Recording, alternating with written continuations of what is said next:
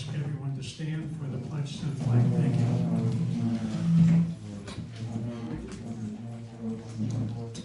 I pledge allegiance to the flag of the United States of America and to the republic for which it stands, one nation, under God, indivisible, with liberty and justice for all. Thank you.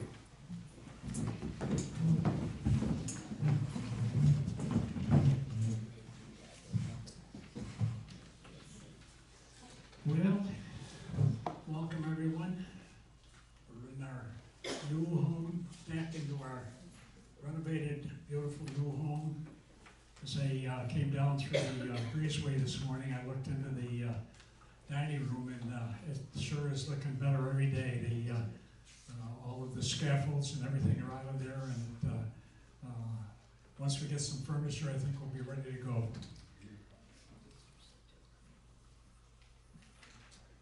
The first thing I'd like to remind everyone, and by the end of the year, I think you might be tired of me saying this, but please stay out of the construction areas. It's we don't move as quick as we used to, and the equipment that is moving through here from time to time is pretty big and heavy, and there's plenty of good walkways, and let's all stay safe.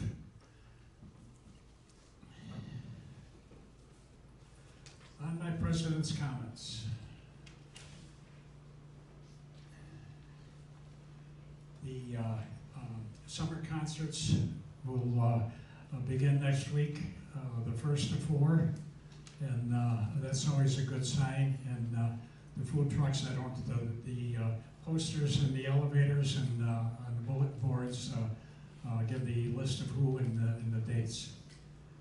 Also, I'd like to give kudos to the choir for a wonderful concert on Friday.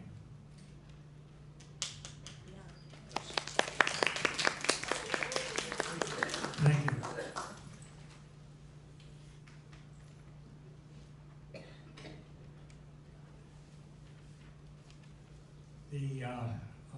The variety show will be held Monday the 29th at 7 here in the Maloney Center. And the response to put it in writing is, I think you'll find out a little later, is moved up and has been increasing over the past weeks. And also the bylaws are now on quote. For those that haven't read or are interested in reading. And as a reminder, the Employee Appreciation Fund guidelines that were talked about last month, submitted by Dick Bear, are available only through Treasurer Nancy and myself. If anyone would like to see what the suggested guidelines are, no staff member has access to them or will be able to help you in regard to anything to that. It's strictly with the members.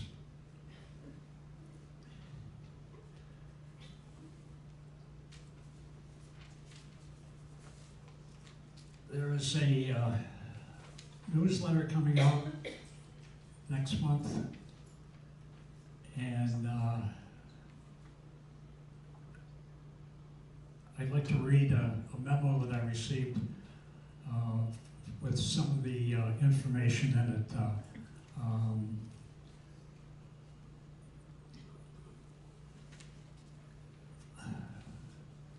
This is a memo I received from Lisa.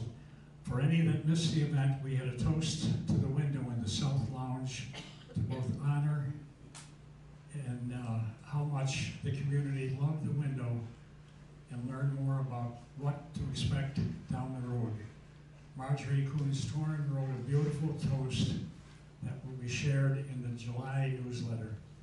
I had an opportunity to read that, and it was beautiful. Thank you very much, Marjorie.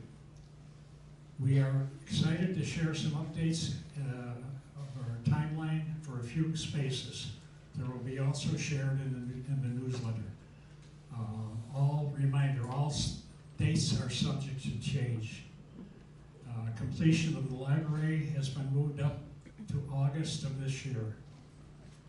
The wellness area, new salon, massage therapy room, creative arts studio, and offices is expected to be ready for resident use in October of this year. The Inside Fitness Center is expected to be ready for residents in September of this year, and the expansion of the fitness center is expected around November. The cut-through is expected to finish up before the end of the year. So look forward to seeing the newsletter, and I'm sure you can all appreciate the Marjorie's comment and her tribute. I have no other comments. There is no action required. And Jerry, I turn it over to you for the approval of the March meeting. Yes, the March, because this is the association meeting. I'd like to request a motion to approve the minutes from the Residents Association meeting from March 20th of this year. So moved. Jan? I move. Second? Second. What are the rest?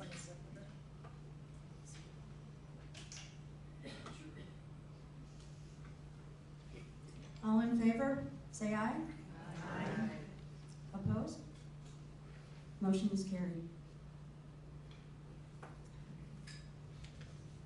Next on the agenda is the correspondence report.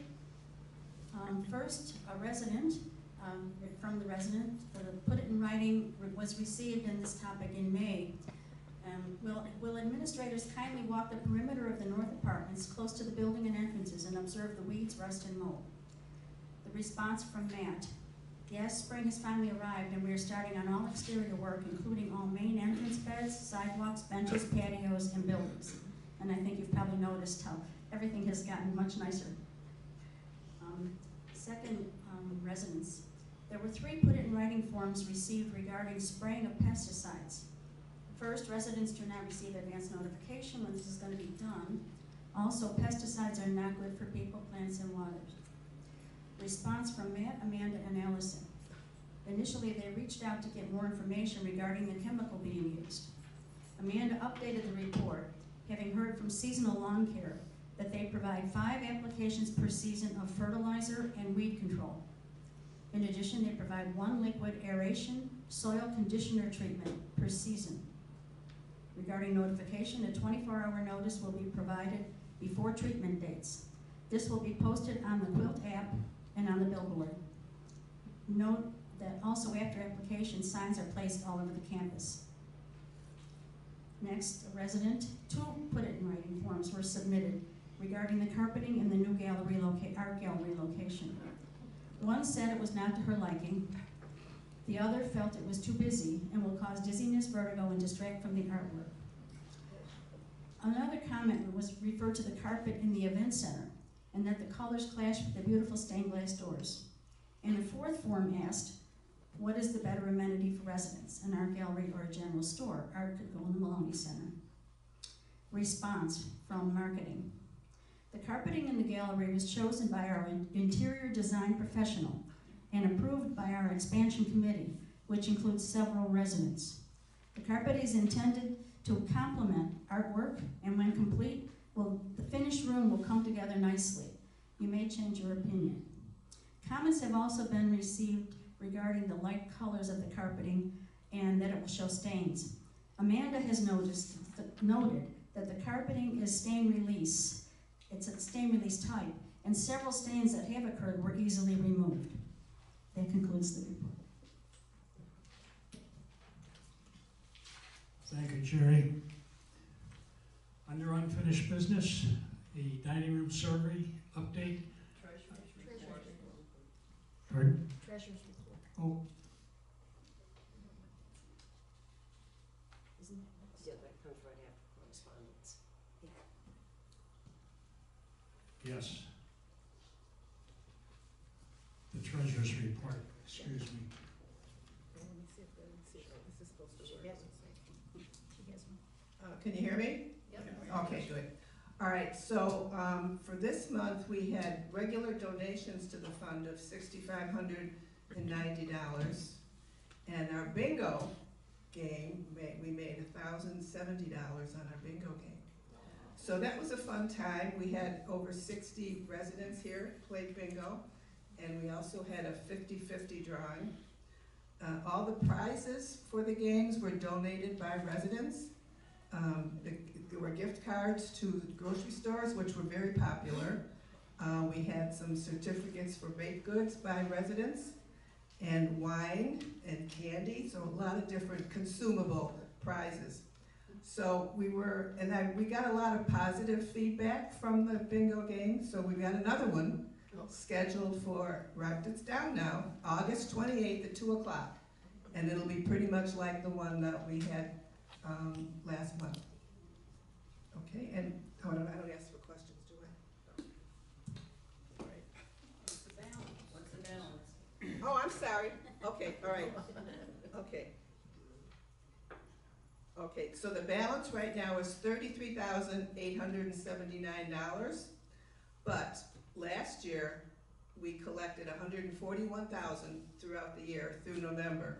So we still need $107,000 between now and November 30th to make sure we have as much money as we did last year to give our employees their Christmas gift.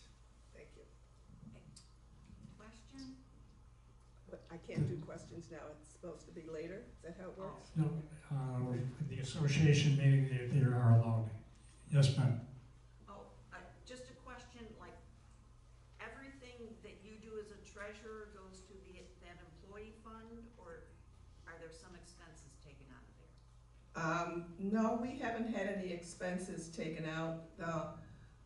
Maybe there was postage last year because we mail letters to the families and caretakers of the people in assisted living. And we might have done postage for that, but other than that, no. All our expenses, the committee, we have a committee of 12 or 13 people, and we, put in a lot of time and effort to do that, but, nobody's compensated for that. And like I said earlier, all the prizes for the bingo games are donated by residents too, so it's a double way to contribute, donate a prize and then donate to the fund actually too. Okay, thank you. Thank Can you. I add something? Yeah. That the gifts are worth at least this time were worth at least $20. So you pay $10 for your bingo card, and then you have a potential to win $20 gift certificate or something. $20 in value. Good deal. Thank you. Do I have a motion to accept the treasurer's report? So moved. Second? Raise your hand, please. Barbara Olant was second. Barbara Oland. Okay. Catherine Way made the motion. All in favor? Signify by saying aye. Aye. Aye. Opposed? So carried. Now we'll get to unfinished business. The dining room update, my understanding is, will be coming out on Monday, the 27th of June. That would be, I believe, a week from Monday.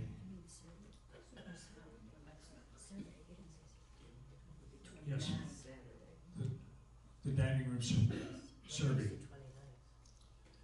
The next survey will be from the activities department. And now we'll move on to committee updates.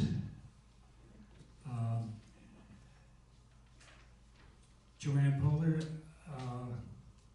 would you come up, please? This will be Christmas gifts for kids. Also known as a toy drive. May I have a Sure. Oops. Sorry about that. Be careful. we call it the toy drive or the, yes, yes, yes. God damn, I think I'll first. This is the third year that the original volunteers will work together on the toy drive or holiday gifts for kids. And they're all together and they all came back for the third time. Can you put it closer to your mouth, please? Okay. The committee members are Liz Anthony, the liaison to resident council, Rosemarie Ayers, Sally Davis, Kathy Fergola, Jean Mayday, Marge Manos, Nancy Mantione, and Eileen Ward. In 2024, the charities were Rural Outreach Center, ROC, and also Bread of Life Outreach, BOLO. Along with the many toy and clothes items, we collected $1,040 for the charities. That was our first year. In 2025, the charity was Harvest House, and we collected $1,230 in addition to a room full of toys, clothes, and socks. A lot of socks. This year, our selected charity is Family Promise of Western New York. Their vision is to keep families together, those who face homelessness. We will focus on the needs of the children involved because we can't cover all the things that they do. Their model, keep families together, and we'll focus on the needs of the children, toys, books, games, clothes, and other items for all kids from birth to age 18. We will also collect gift cards, checks, and cash for Family Promise. In July, we plan to tour their facility on Hickory Street, the committee is. This will give us a close look at what they do and the best way for us to help the children involved.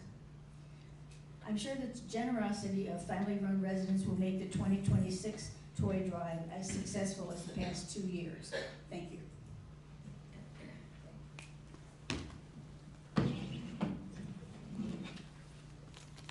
Thank you for an excellent report. Next would be the Welcome Committee, and given by Jerry Kozlowski as liaison. I want to begin by thanking Ellen Nairns for her strong continued leadership of the Welcome Committee, and also thanks to the many residents who have volunteered to serve on the committee. This year we also spent time expanding the checklist of information items that we share with our new residents. For the report, I begin with the results from 2025. There were a total of 18 move-ins with 9 second persons for a total of 27 persons. 2 of those were internal transfers. For 2026, thus far as of today, June 19th, there have been a total of 15 move-ins with 4 second persons for a total of 19. There have been no internal transfers thus far this year. Thank you. No action is required.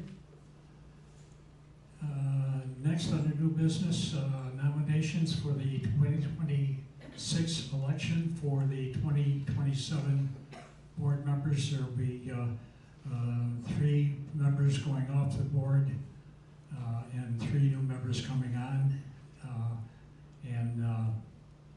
Betty will be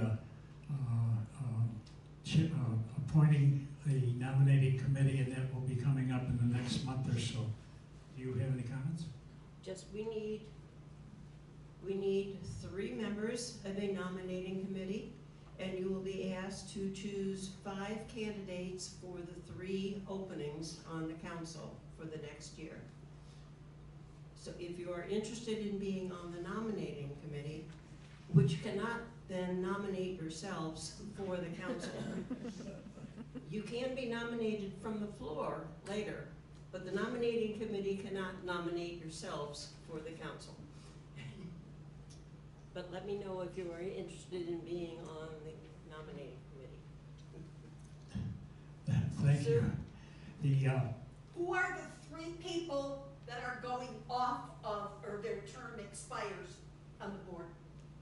Or Liz Anthony. Liz Anthony, Judy Wiedemann, and Dick Bear. thank you. The requirement for nominations, you must be a resident for at least 1 year as a resident of Fox Run to be eligible for the council.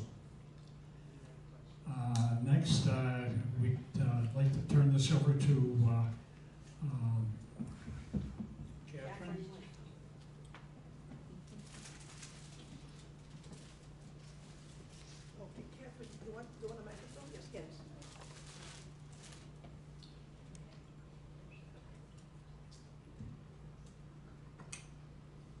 Good morning.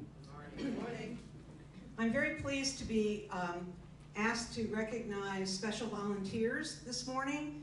Many of us do a lot of volunteer work here, but the people we're recognizing this morning really stand out. And the first recognition goes to Jean Mayday. Jean has been part of Fox Run since 2019 and has been a par excellence volunteer ever since. She is a former council member, a gift shop volunteer for over 4 years, chairperson of the Caring Friends Committee. She is active with the Christmas Drive and the Creative Arts Committee.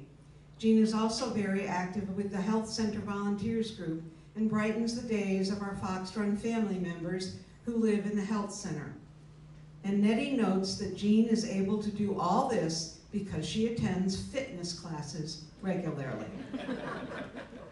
Please give a hand for Jean.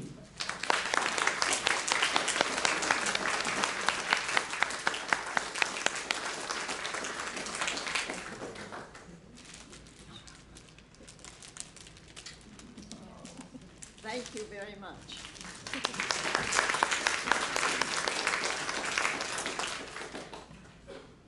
Our next recognition goes not to an individual, but to a group. And this group is our liaisons to the construction committee. When Dick Baer joined the council in January of 2024, he asked to establish an expansion committee whose purpose was to deal solely with resident comfort and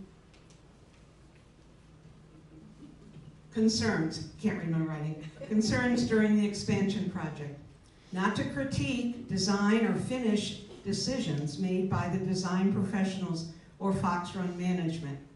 For all of 2024, he was the sole member of the committee.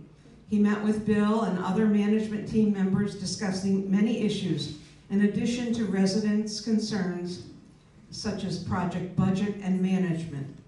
Bill said Dick basically educated him in the process. And no wonder, for Dick ran his own construction consulting firm, Baer & Associates, for 32 years. In January of 2025, Dick asked Jim Biddle and Peg Fletcher to join him. Jim is the retired president of Mabey's Construction, one of the largest subcontractors in Western New York, specializing in interior work. Peg, a Fox Run pioneer, served on the Board of Education of the East Aurora Schools and was very involved in a large expansion of the high school. Since January 25, this committee has met with the general contractor's management team and were instrumental in insisting that an individual be hired to represent the interests of residents, which resulted in Liesl Banker being hired as a communication specialist. They meet and will continue to meet with Liesl regularly to provide her with ideas and institutional memories. She takes their requests back to the construction team and also keeps them appraised of future happenings. Dick calls this a symbiotic relationship. They will continue their work throughout the project. They're only about halfway done. We thank them for making a difference by making the contractor aware of residents' concerns and for encouraging Fox Run management to institute changes which made this disruptive process easier for us residents. So I'm pleased to honor Dick Baer, Jim Biddle, and Peg Fletcher. Peg, where are you?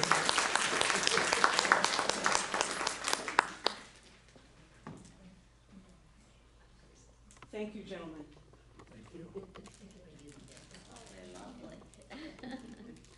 Thank you, thank you. You're welcome. May I have a mic You may. for all of us?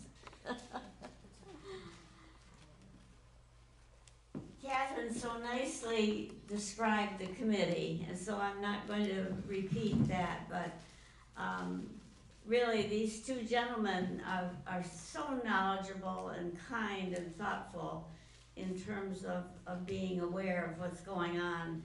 And really, I bake cookies, and that's about it. Mr. President, may I have a minute or two, You may. please? Hold those flowers. Can I just get a hold? Good. I wrote my words out to keep my thoughts focused and my message short. I would like to talk with the collective us about two things concerning the expansion. First of all, I ask us to think for a moment about what the staff is doing for us to make this project easier, more interesting, and fun. A champagne party, a strawberry festival, an elegant dinner when one space is completed. No power today. Let's have a substation. On and on. They spend time, use their skills and creativity in the day-to-day challenges and long-term plans. They are good. And we say, thank you. Secondly, what can we do as partners in this project? I have a children's book at home, and the title is Change Sings, written by Amanda Gorman. Change Sings. Let's make a gentle shift. When we open our eyes in the morning, let's whisper, change sings. When we walk down the hall for lunch, a meeting, PT, to see a friend, let's listen to our steps, gently whisper, change sings. Let's embrace the change with this gentle shift. Thank you.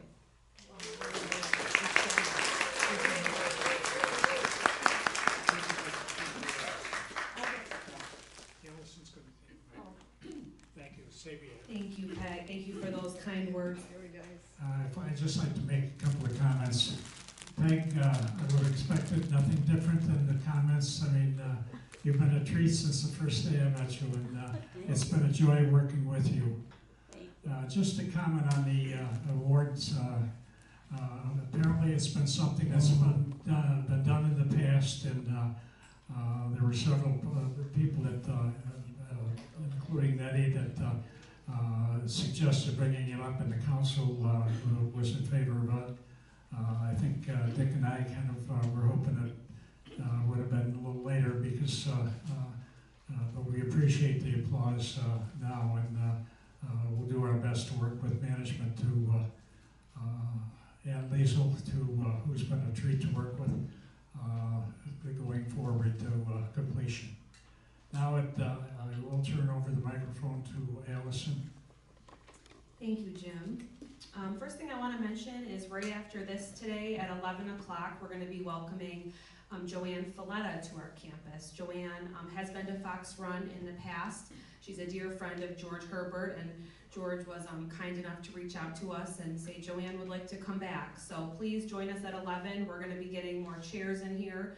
Last time I know it was standing room only. She is the she's an American conductor and has been the music director for the BPO since 1999. So please stick around for that. Like Jim mentioned, our summer concert series kicks off next week. All the posters have gone up, and we are excited to have 4 shows this year, which is great. Next week we welcome Anderson's Big Band. All the food trucks will start at 5:30.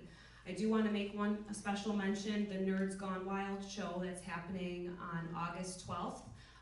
Morrison Living is going to be doing a hot dog roast, and all the proceeds are going to benefit the Buffalo City Animal Shelter. We're hoping they have a few dogs. Mary Lou, our marketing director, says dogs and dogs. So please come to that and donate if you can.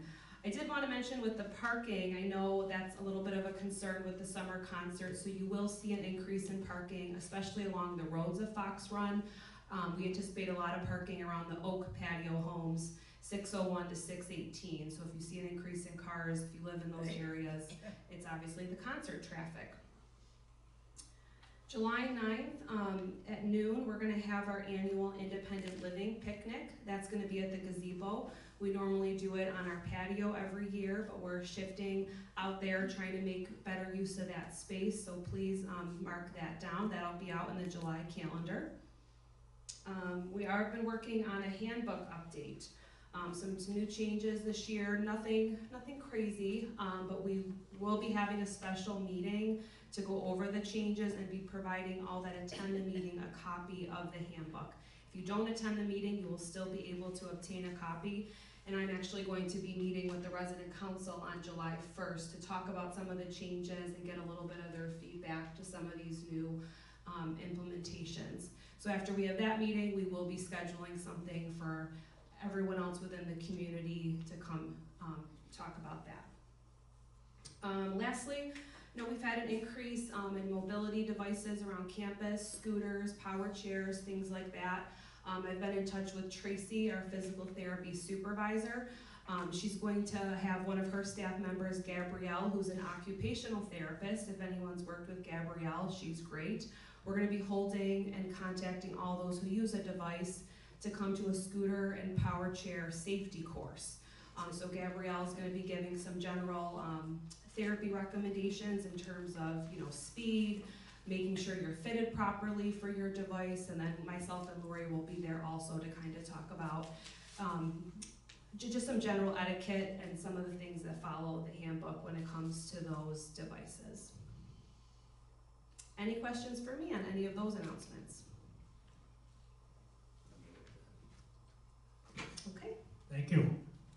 Next, we'll move on to a report from our CEO. I'm going to stand up here. Welcome, Bill. I can use the table. Wait, whoever put this green piece of tape across here, this is a great contribution to the community, because I see this thing staying here for the rest of the time we use this space, because it's really, actually really good, so you don't step down unexpectedly. So I want to just give a quick construction update. I know there's been several, but just kind of my perspective and maybe a little twist on some things. First, I want to say thanks to Peg for your kind comments. Sometimes the loudest voices are ones that are a little more critical than others, and it's nice to hear that kind of a positive reinforcement that the hard work that's being done to make this a special project really hasn't gone unnoticed. Thank you, Alona. But now just a little criticism back. I haven't seen any of those cookies that you mentioned that you're making for everyone. So just to give you a little sense, a little twist on some of the expansion project items, the schedule changes. I think I mentioned one at the last association meeting. I looked at my notes, and just to give you an understanding of how this project is so fluid and how nimble we have to be and to make changes last minute. One of the big items, so the fitness center is scheduled all along. We're going to do the outside addition first. It was going to start in probably April, and then they'd work to the inside and renovate the inside, and you'd have a whole new fitness center at once. As they were digging outside, they found a power line that wasn't a high voltage power line, a set of cables in the ground where they weren't supposed to be. So because of that, we had to delay the entire outside piece. So Lehigh said, we'd like to move inside. So we do the best we can as administration to move things around on our own. We shifted all of Matt's equipment over to the storage room, and now we're going to have the interior piece done sooner than the exterior. And the new wellness center, our old offices, that too was something we jumped on early, and administration moved quickly, much sooner than we expected, and now that area is going to be done at the end of August. So we're very excited for the results, but just know that everything's changing on a daily basis, I'd say weekly basis, and we have to adjust for it. Let's see. Now, again, going on a little different twists, the project isn't just about construction. So there's regular reporting that we have to do, and I wanted to share some of it with you. So if you think about how we're paying for this project, we borrowed $70 million, roughly $67 million, to do all of this. And it didn't cost that, but you have to fund these different reserves, and then you pay it back when it's over. And we do monthly reporting. This is one-handed. This is our continuing disclosure statement. This goes to the board of directors once per month, and it's a series of updates on where we are in spending, where we are with sales, because there's certain requirements we need to make, and then this report goes to the investors, the folks who gave us the money on a quarterly basis, and we post on a public website. And then our CFO, Jill, and I, we have to do a report later this month. We're gonna get on a conference call with folks from around the country who have actually given us money for this. And they're gonna grill us with questions where we are in the project. And the thing I think they're most interested in is the amount of pre-sales we have. So this is an excerpt from our bond document, which if you put it all together, it's the size of, for anyone who remembers what a phone book is, several phone books, and this is just one piece. And there's certain covenants we have to meet. One of them is marketing covenant. So we need to pre-sell a certain percentage of the 71 units that by a specific date. So for example, by the end of December, we need to sell 60%. When I say sell, that means we need a 10% deposit that's specifically for an individual unit. So just picking a number out of the air, unit 702. So once somebody comes in and says, I'm gonna give you 10% deposit on unit 702, that now counts as one. So 60% of those 71 have to be pre-sold by the end of the year. Right now, we're at 92%. So our team is doing great, and there are a bunch of folks on, and I'll give you stats at the end. I know Sue likes the stats. I'll give you all that later, but we have so many folks who have given us deposits so far this year, and many of them, they don't want to pick a unit yet. They're going to wait until construction's complete. So we do expect to get to 100% quickly, and it's not just getting to 100%, it's thinking going forward. Once this project is done, we need to keep that momentum and keep building that wait list. So I thought I would share all of that with you. Let's see. Any questions on, one other thing is we have to make a big payment by November 15th. We have to make a $2 million payment on our short-term bonds. So the bonds come in two phases, short-term and long-term. The long-term bonds it's like a mortgage. We'll be paying that for the next 30 years. The short-term, we have to take those initial entrance fees and take that cash. Fox Run doesn't even hold it, it goes right to paying the bondholders and to reduce that short-term debt. And a $2 million payment is due in mid-November. In order to do that, we need folks to move in. So I'm very happy to say that Lehigh has just been wonderful. They've not only have they been accommodating for the project, moving things around, but they're listening to the bigger picture. So we had a meeting with one of the owners, Marty Knaus, and told him what our requirement was, and he said, I'm going to have those patio homes done by the new ones right across from the health center. I'm going to have those done by the end of October. Now, it's not written in the contract that way. The contract is going to push you out further, but he's telling me this personally. And he probably doesn't want me to share it, but I am anyway, because we try to be transparent. And if we can get, and we also have a requirement that 4 people have to move in by the end of the year. So the patio homes will be done, and the smallest of the new 3 wings will be done, and we're going to have folks starting to move in. We're hoping to have at least 4 units occupied before the end of the year. So it's moving along. So as I said, I think in the past, this isn't just a big project that is done in 2 years. It's a series of little projects and little accomplishments as we go along. So as we celebrated this room with a nice dinner, we're going to be celebrating some folks actually moving in stages. And then the final group really is more than a year away. Yes, Sue? 2 questions. You said wellness should be occupied by August, but Jim said wellness would be done in October. We got a little discrepancy there. Liesl? There's a difference between occupied and complete. Oh, okay. Yeah, so the construction piece of that is gonna be done at probably end of August, they're looking for right now. But then we still have furniture, we still have cleaning of the space, there's a lot of different things. So we kind of create a small distinction between the end of construction and when residents can actually start to use the space. Makes sense. Great. All right, I want to piggyback off that. A good example of that is the Oak Room. So the Oak Room, I think you've seen the progress. It looked like it was almost complete, and then it just kind of stopped, and we're slowly adding to it, and that's because the furniture is so far off. So a piece can be complete, and we just can't occupy it yet. And it gets a little frustrating for me in particular when you're that close, and then you have to hold off. So yes, your next question. My next question is, our big meeting is the end of October. Cost of living increase for Fox Run residents. With all this expansion, how is that going to affect our cost of living increase for 2027? And that's a great question, and I'm always happy when somebody asks that, because our goal is the project has nothing to do with your service fees for operating what we have right now. So, and what do I mean by that? Well, the project itself is being paid for by the bondholders who are giving us money. They're doing all the funding. All along, we've been telling you, and we hold to it, that the cost to operate this community, and most of our cost is really in payroll and benefits, but also utilities, food, and all those things. That comes out of your service fees, and that really won't change until we start hiring more people. Now, there might be a couple folks that get added to it, but I think, and we haven't started the budget process yet for 2027, but 2027's budget will be impacted by inflation, as it is every year, but not by the construction project itself. That's a different pot of money coming from somewhere else. Thank you. Yes?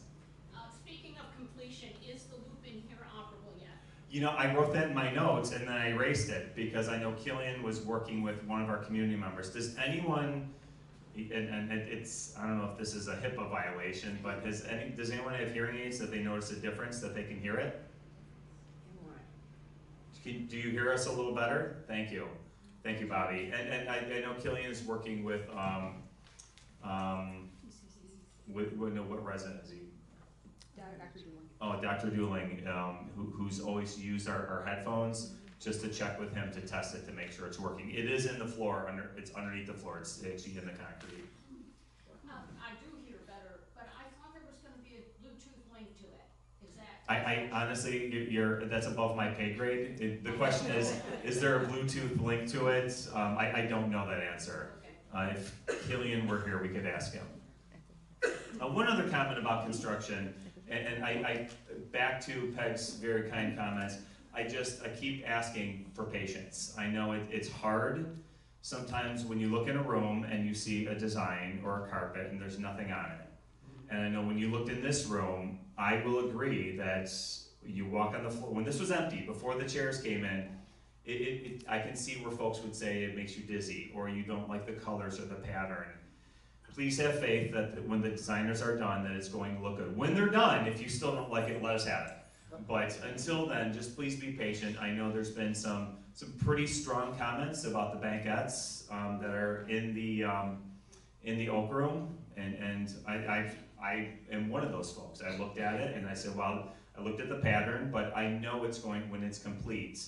When you put the cushions on it, it actually changed the dynamic of it. And actually, when you look at the cushions, I thought they were too low, but then I sat in it and I actually feel very comfortable, and I almost feel like I'm up high. So all I'm asking is, those are just examples. Please be patient when you see a room that is not complete. Just wait for the final product and before you make a judgment. Okay, on to something other than construction. We have an annual CCRC Summit coming up.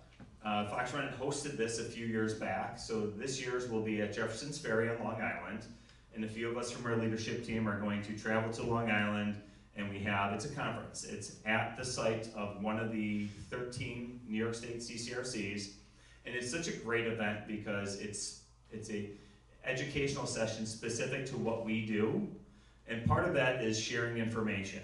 All of us, including Canterbury Woods, are our competitor to the north, I'm pointing north because that's where they are, we all share best practices so that we can serve you better. And more importantly, we share worst practices. So what didn't work, don't do that.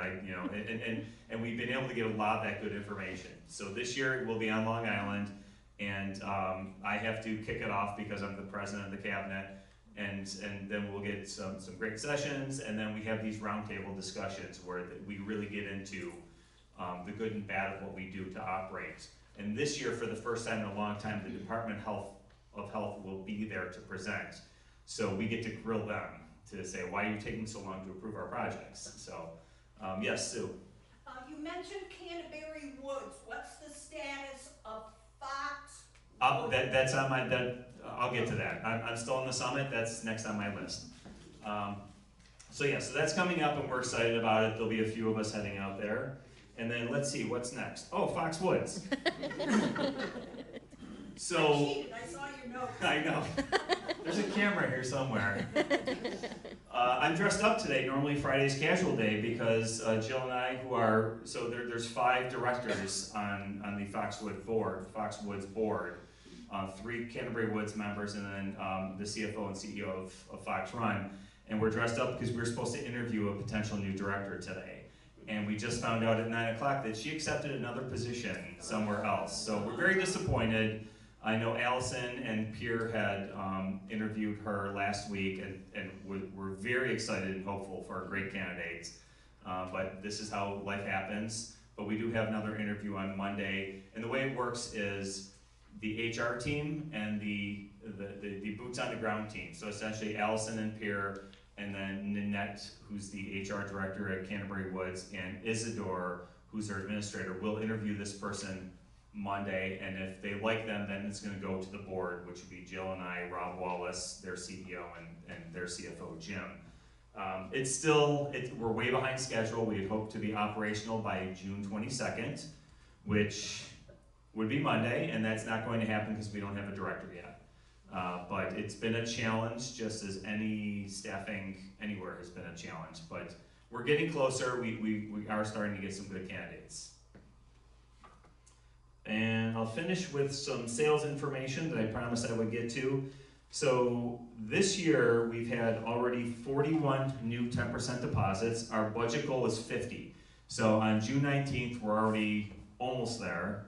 We have 176 total depositors. So that means 176 folks have given us a significant amount with that 10% deposit, and we've had 14 move-ins already this year. Now, if you take out of that total, how many are expansion deposits? We have 90 total. I know that's more than the 71 that we have, but a lot of those are wait list deposits.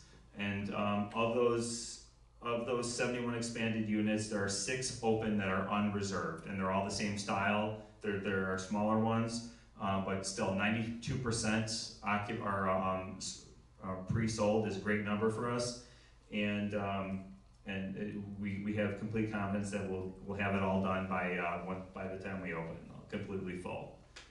And our census in our health center is skilled nursing, 53 out of 60. Assisted living, we have 30 out of 34, but we expect 3 move-ins in the next few weeks. And this is why our service coordination is so important. We need to leave certain units open for any of you who have an emergency. And so we know weeks in advance who is looking to possibly move over so that we make sure we have those units open. So assisted living is 30, so we'll go up to 33 probably by the end of July. And memory care, we're completely full at 18. So, but again, there's constant transition. So that concludes my report. Do you have any questions about anything? Yes, Jean. I have a question about the bonds. Yes. And you obviously had to have those to pay your mortgage or whatever. Correct. I'll repeat this question too, by the way. And are residents allowed to buy the bonds? So the question is, there are bonds that are used to pay for this construction project. Are residents allowed to buy the bonds? So typically in an environment, in the past, the answer would be yes. There's commercial and retail.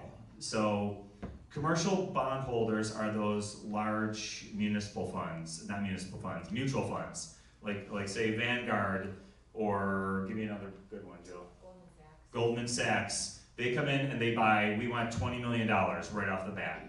And then what they do is then they sell it, they put it in a mutual fund and sell it to their shareholders. In the past, a smaller company like M&T Bank would buy retail, what they call, and they could sell them individually to you. There has not been retail sales in a very long time. So if you like Fox Run bonds, you'd have to talk to your advisor that can hopefully get it as part of a mutual fund, but no, they weren't sold on the open market to individuals. Yes? Parking, Yes? because everybody's concerned about the lack of parking. I know when it's all done, it'll be different. Yes. But yesterday, cars were parked in front of the north entrance, and the ambulance came, and it was a congested area for probably a good half hour, 45 minutes, because the ambulance was there and cars were parked there, so nobody could go through. Mm-hmm. Can we get better markings about why there's no parking in that particular space? It just says no parking, but nobody pays attention. You know, that's been a problem since even before the project, and we need to do better. So I'm looking at Liesl now, when I say we're gonna find a way to get better signage, and I'm looking at somebody who's gonna pick that up. You're right. I don't know why folks, typically when people park in front of any entrance, it's a move-in, and they're gonna leave it there for a second, and a second turns into 2 or 3 hours. Exactly. There might be a better way for us to police that we should look into, but you're 100% right, we need to do better with that. Because that can be life and death. The You know, ambulance can't get in. And we say it whether it's parking or whether it's snow removal, the most important most important traffic flow is for emergency vehicles. And you just brought up a case which hopefully it didn't result in life and death, that is critical. So thank you for that, and we will get on it. Yes? A while back, you mentioned that one of the CCRCs downstate was in financial difficulties. Was it able to recoup, or did it go belly up, you know? So the question was, a while back, I did speak about a CCRC that was in financial distress. They were on their third bankruptcy. They're no longer CCRC. They went bankrupt and they were bought out by a for-profit residential housing provider. And what they did was they just terminated the whole model, and now they're just apartments. It's a terrible story. It's a story that could have been avoided. And whose fault is it? It's the administration of that community, but it's also the state for not monitoring it a little more closely. And if you may or may not recall, it took a long time to get our approval for this project because of that failure, because the state recognizes their own fault, and they became much more critical in allowing us to do something like this. So now it was called Amsterdam and Harborside, and it no longer exists. But the good news is a brand new CCRC did open called River's Edge, and I think is it Brooklyn? It's one of the B's. I think it's Brooklyn, not Bronx. It's Brooklyn, and so the model does work if it's operated properly. But yeah, that was a sad story that it did close. Yeah, that's why I called, because when you said you were holding the convention again, you had the same amount of the CCRC. Wow, that's very, very intuitive. Yeah, way to pick that up. Yes, so yeah, it went down to 12 and then back up to 13. That's the number of CCRCs in the state. Great question. Can I ask a question? Yes. What happened to the residents who were living there? So the residents that were living in that particular community, there were opportunities along the way to make them whole with their entrance fee refund, but the administration at the time thought they could keep running it, and so those folks, I think, got about 30%, 30 cents on the dollar of their entrance fee. They were offered a place to live in the new community without health care. So they were on their own for their health care. So it was really a bad story and a bad result for some folks. But you can find that in any business around the country where things don't go well, and the influencers, whether it's ownership or leadership or state regulators, didn't do what they were supposed to do to protect. So hopefully we all learn from that and we make sure that everyone's protected with the remaining 13. So no, those residents, they still live there, they just don't have the healthcare aspect. Bill, I have a question. In part of all the financing, there's a certain segment set aside for contingency and construction. Are you comfortable at this point through a harsh winter and the electrical layout problem with the contingency fund not being eaten up? Yes, so just to expand on Jim's, that's a great question.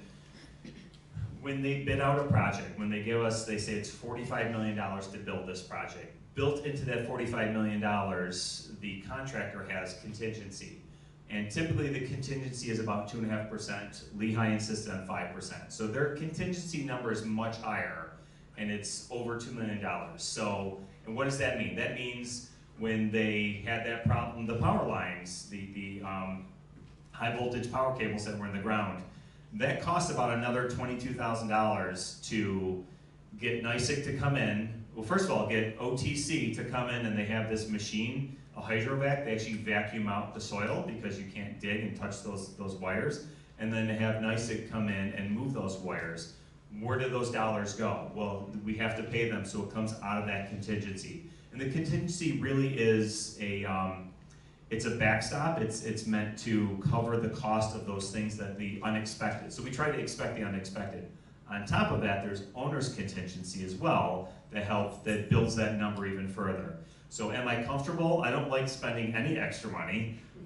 We've been beating them up on so $45 million, we're still fighting on a $4,000 item right now. That I don't think we should, ultimately we pay for it, but what bucket it comes out of, so we argue with them. That's what you get when you have too many CFOs running the company. But it's to your benefit, and I am comfortable because I put our developer on the spot based on their experience. Where do we stand in the process? And we're right now in a pretty low percentage of eating away that contingency. Could there be something huge? There could be, but right now we're in a pretty comfortable place. Thank you. Great question. It's good to hear. Yes. Easy question. Thank you. Carpeting. Carpeting. You go from this, beautiful carpeting, Commons, beautiful carpeting, independent health, crap. So I'm going to say it a little differently. Okay. So you're right. So we're in a unique place right now that we're probably long overdue to replace carpeting in independent living, to freshen up the paint in independent living. Because of this project and the dynamics of timing and getting folks to do it and paying for it, we are a little behind. We're going to have it put on the schedule. It's not going to happen tomorrow anytime soon. It's so much going on. We made the choice that while we're taking away your route to get here, it makes it even more complicated to shut down a hallway because there's nowhere else to go. So perhaps when the breezeway opens up, which should be this year, or the cut-through opens up, we can start getting to some of those other pieces. I'm saying this without talking to Matt first. I do want to get, I hear from all of you, and you're not the only one. Yeah, I heard Matt this morning, and he said, no, we're not getting anything new, no new carpet. So There's paint still. it's all how you deliver the message. So I could say no too, and the answer is no, not today, or not not this summer, but the answer is it will happen. It's just a matter of when. And I'll do my best to expedite it and move it up, because this isn't just about the new shiny thing that we're doing. We need to not forget about what we already have. Thank you. You're welcome. Hi, Bill. Elona, oh yes. Okay, as far as carpeting goes, at some point, we have to, I think what's happening is the route of the garbage cans have changed. Yes. Because they can't go out the back door anymore. So we either need a super commercial rug cleaner that's done every week. I think that's what's bugging a lot of people, is there is a trail that goes from the garbage room all the way down to the north entrance. And if it could just be cleaned, I think people would be happy. So I'm going to expand on that. So Barb's comment is the trail that went from the garbage room down the hallway toward the north entrance. So I walk that way because we park over in the alternate lot, and I see it, and I talked to Matt and Amanda. They cleaned it up and it was gone, and it came back. It may not be garbage. We think it could be somebody, one of the new scooters, because there's a lot more scooters now, because there's the new chair ones that seem to be inexpensive, that you can buy on Amazon and move around pretty quickly. We think someone may have sprung a leak that's causing that too. So it could be a couple things. Could be garbage, it could be a leak, but it has been cleaned, and somebody said it's gone, right? Did I just hear that? We saw last night, in fact, I was showing it to my son, I said, oh, it's gone. It's gone. So since you missed it, I promise it'll be back probably within next week, and then we'll kick it out again. All right. Alona. On that note, I've seen Robert cleaning it at least 2 to 3 times. It seems gone, and then it comes back. Yes, and it it's. looks like an oil. That's what I think, Alone. I think it's oil from somebody's equipment. So we just have to find them, because obviously they don't know they're doing it, and we need to give them something to clean it up. And has anyone met Robert? He's the nicest guy. He just keeps working. You just tell him what to do. He tells me every time I see him what his mileage that he walks, the steps he takes. He's the nicest gentleman. I love when you just tell people what they do and they don't question it. That's my favorite. He's a doll. But I also have a note. Yes. The British swimmers. Yes. Okay, now, I know they're supposed to come into the health center parking. Now, of late, I have seen them parking in the front. Yep, I know exactly what you're talking about. I mentioned it to the one gentleman, he had no clue.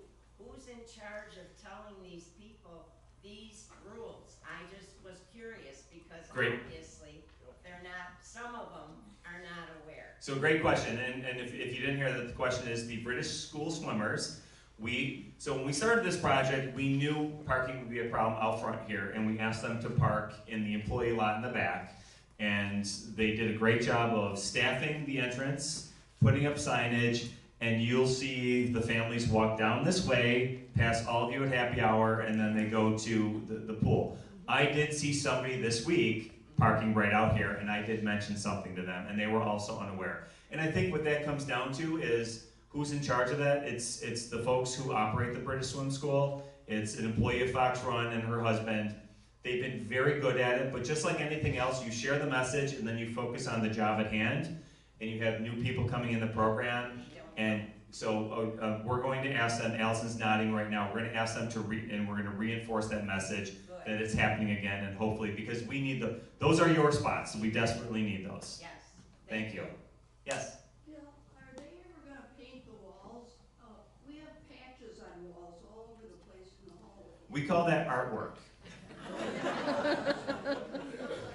And so yes, yeah, and that was the conversation that I just had earlier. It's not just carpeting, it's painting. I'm going to talk to Matt, and we're gonna work on a new schedule to get all of this freshly updated. There's a lot of dynamics. I don't want to give you excuses.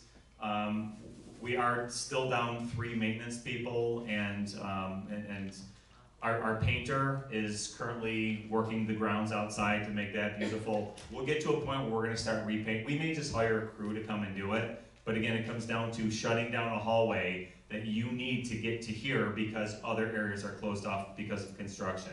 We're going to work it out, and we'll get that cleaned up. It does look tacky, and I don't like it either, because like I said, I walk that route.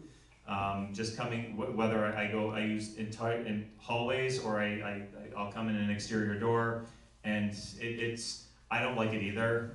It's not the look we want, and it's not the message we want either, because the message I said at the beginning of this, it's not just about the new stuff, it's about all of you who are currently here, and I want to stick to that, so we're going to get on it. Yes? I'm intrigued by one of the messages, the write it down. Yes. There was a comment about the art center and the gift shop. Yes. Combo.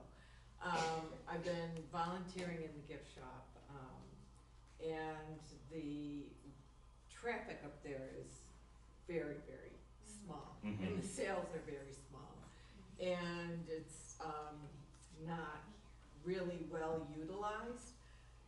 Has it been thought about having the gift shop in the art room area?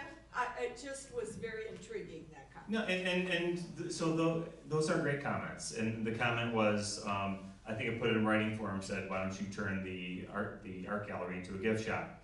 So no, there hasn't been any thought of getting rid of the art gallery, because we need to go back in time to before the project and how popular the art gallery was, and what a nice draw it is, and just a piece of the arts, a little bit of culture for Fox Run. There are artists from all over Western New York, some very famous artists. In fact, one is going to do all the artwork at the new stadium, and she has a piece that's hanging in the North Lounge, and she's here all the time. We want to keep the art gallery. We think it's an important piece of culture that we don't want to take away for a gift shop that really wasn't, I don't want to say it wasn't used, but this is one of those where I ask just for patience. Once we're done and we have the new market, that will have all of the food items that used to be purchased in the old gift shop, and then we're going to renovate that, where the temporary that's going to be the new gift shop, now we'll call it general store. We're going to renovate it, get rid of the cabinetry, and make it look a little bit more like a general store, and bring in some new things. So hopefully, when we get to that point, the sales will go up. It's my understanding that health center visitors have been showing up more than they were when it was over here, so there is a benefit there. But when all is said and done, a little bit, okay, and I appreciate that, but sometimes we lose things to bring in better things, or new things. So when it's all said and done, let's see where it goes. And as I said, we were supposed to have that gift shop up here, right, as I said a while ago, but unfortunately, thanks to what they found in the walls, it wasn't going to work out. So now we're going to make it a concierge space for the new concierge, who hopefully that's been going well for all of you. Yes, things change, and I hate to say that we take things away, but I'm hoping you'll get used to it, and that folks will start going there again to make purchases. Long-winded answer. I'm sorry, but that's the best I have at this point. Any other questions for me? This is the longest CEO update we've ever had. I forgot there's an association meeting, sorry. I was about to interrupt you, Bill. Looking at the time, we're getting into a time constraint here, but I think we're pretty well. And I, for one, appreciate all the questions and the time you're taking to satisfy. If there are there any other council member comments? Hearing none, I think we pretty well covered the resident comments and the discussion as the program went on this morning, and I'd like to thank you all for coming, and with that. Can I just make a quick announcement? Sorry. Next Friday, a week from today at 2:30 is pool volleyball again. Whether you can swim or not, it's really fun. You get a little wet, but you laugh a lot. We use a beach ball, we don't use a volleyball.